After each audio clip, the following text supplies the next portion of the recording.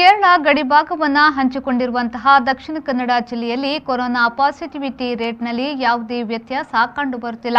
ಕೇರಳದಲ್ಲಿ corona positivity rate 16 ಹಾಗೂ 17ರ ಆಸುಪಾಸಿನಲ್ಲಿರುವ ಕಾರಣ ದಕ್ಷಿಣ ಕನ್ನಡ ಜಿಲ್ಲೆಯಲ್ಲೂ ಕೊರೋನಾ ನಿಯಂತ್ರಣದ ಹಿನ್ನೆಲೆಯಲ್ಲಿ ಕಟ್ಟುನಿಟ್ಟಿನ ಕ್ರಮಗಳನ್ನು ಕೈಗೊಳ್ಳಲಾಗುತ್ತಿದೆ ಎಂದು ಪುತ್ತೂರು ಸಹಾಯಕ ಆಯುಕ್ತ ಡಾಕ್ಟರ್ ಯತಿಶೂಲಾಲ್ ಹೇಳಿದರು.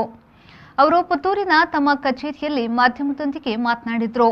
ಜಿಲ್ಲೆಯಲ್ಲಿ ಕೊರೋನಾ ಪಾಸಿಟಿವ್ ಹೊಂದಿದ ರೋಗಿಗಳ ಸಾವಿನ ಸಂಖ್ಯೆಯು ಕಡಿಮೆಯಾಗದ ಹಿನ್ನೆಲೆಯಲ್ಲಿ ಜಿಲ್ಲಾಡಳಿತ ಇದೀಗ ಖಾಸಗಿ ಆಸ್ಪತ್ರೆಗಳಿಗೆ ಹೊಸ ಮಾರ್ಗಸೂಚಿಯನ್ನು ಹೊರಡಿಸಿದೆ. ಖಾಸಗಿ ಆಸ್ಪತ್ರೆಯಲ್ಲಿ ದಾಖಲಾಗಿರುವ ಕೋವಿಡ್-19 ಪಾಸಿಟಿವ್ ರೋಗಿಯನ್ನ ಚಿಕಿತ್ಸೆಯ ಅವಧಿ ಮುಗಿಯುವ ಮೊದಲೇ ಡಿಸ್ಚಾರ್ಜ್ ಮಾಡದಂತೆ ಸೂಚನೆಯನ್ನ ನೀಡಲಾಗಿದೆ.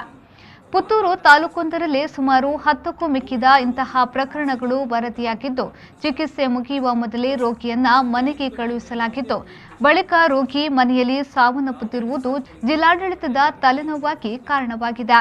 ಈ ಹಿನ್ನೆಲೆಯಲ್ಲಿ ಖಾಸಗಿ ಆಸ್ಪತ್ರೆಗಳಿಗೆ ಕಡ್ಡಾಯವಾಗಿ ಈ ಮಾರ್ಗಸೂಚಿಯನ್ನ ಪಾಲಿಸುವಂತೆ ಸೂಚನೆಯನ್ನ ನೀಡಲಾಗಿದೆ.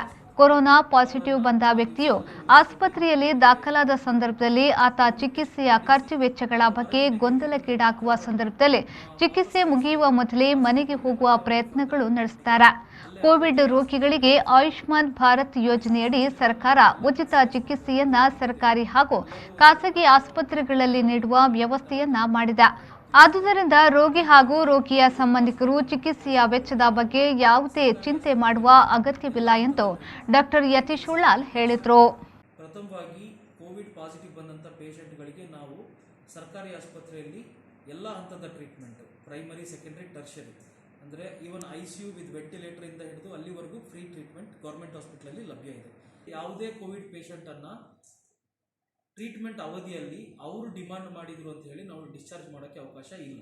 ಸೊ ಎಲ್ಲ ಖಾಸಗಿ ಆಸ್ಪತ್ರೆಯವರಿಗೆ ನಾವು ಹೇಳಿದ್ದೇವೆ, ಕೋವಿಡ್ ಇದು ಒಂದು ಟ್ರೀಟ್ಮೆಂಟ್ ಸೈಕಲ್ ಕಂಪ್ಲೀಟ್ ಆಗುವವರೆಗೂ ಯಾರನ್ನೂ ಡಿಸ್ಚಾರ್ಜ್ ಮಾಡಬೇಡಿ. ಪ್ಲಸ್ ಸಂಜೆ 5 ಗಂಟೆ ಮೇಲೆ ಯಾವುದೇ ಕೋವಿಡ್ ಪೇಷಂಟನ್ನು ಡಿಸ್ಚಾರ್ಜ್ ಮಾಡಬೇಡಿ. ಯಾವುದೇ ಡಿಸ್ಚಾರ್ಜ್ಗಳಿದ್ರೂ ಅದನ್ನು ಕಡ್ಡಾಯವಾಗಿ THO ಆಫೀಸ್ಗೆ ಮಾಹಿತಿ ಕೊಟ್ಟೇ ನೀವು ಡಿಸ್ಚಾರ್ಜ್ ಮಾಡಬೇಕು. ನಂತರ ರಾತ್ರಿ ಹೊತ್ತಿನಲ್ಲಿ ಯಾರಾದರೂ ಕೋವಿಡ್ ಸಿಂಪ್ಟಮ್ಸ್ ಇರುವಂಥ ಪೇಷಂಟ್ಗಳು ಬಂದರೆ ಖಾಸಗಿ ಆಸ್ಪತ್ರೆಗೆ, ಅವರನ್ನು ಆ ದಿವಸ ಅಲ್ಲೇ ಉಳಿಸ್ಕೊಂಡು ಅವರಿಗೆ ಟ್ರೀಟ್ಮೆಂಟ್ ಕೊಟ್ಟು ಕೋವಿಡ್ ಟೆಸ್ಟ್ ಮಾಡಿಸಿ ಅದರ ವರದಿ ನೆಗೆಟಿವ್ ಬಂದರೆ ಮಾತ್ರ ಅವರನ್ನು ವಾಪಸ್ ಕಳಿಸ್ಬೋದು. ಪಾಸಿಟಿವ್ ಬಂದರೆ ಮತ್ತೆ ಅವರಿಗೆ ಫರ್ದರ್ ಟ್ರೀಟ್ಮೆಂಟಿಗೆ ಅಲ್ಲೇ ಅಥವಾ ಬೇರೆ ಆಸ್ಪತ್ರೆಗಳಿಗೆ ರೆಫರ್ ಮಾಡಬೇಕಾಗ್ತದೆ.